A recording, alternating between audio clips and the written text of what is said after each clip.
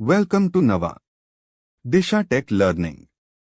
Today we are breaking down CloudFront. It's an important idea in cloud. So, what is CloudFront?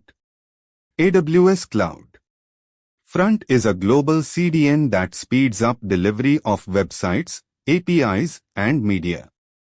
It's one of the core ideas in cloud. Here are the key things to know about CloudFront. First, 200 plus edge locations worldwide for extremely low latency. Also, Lambda at edge and CloudFront functions for edge compute. Another key point, field-level encryption and HTTPS enforcement.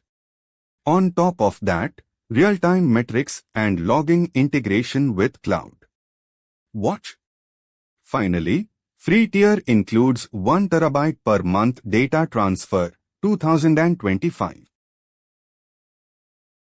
And that's CloudFront in simple terms.